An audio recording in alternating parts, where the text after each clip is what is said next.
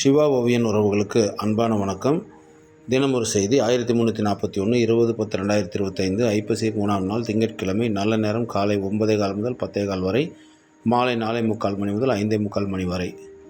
இன்றைய செய்தி: கஷ்டங்கள் சரவெடியாய் வெடித்து சிதற, சந்தோஷங்கள் உங்கள் முகத்தில் மத்தாப்பாய் பூக்க, உங்கள் வளம் நலம் ராக்கெட்டாய் உயர, உங்கள் இல்லத்திலும் உள்ளத்திலும் தீப ஒளி வெளிச்சமேற்ற எனது நெஞ்சம் நிறைந்த தீபாவளி நல்வாழ்த்துக்கள்.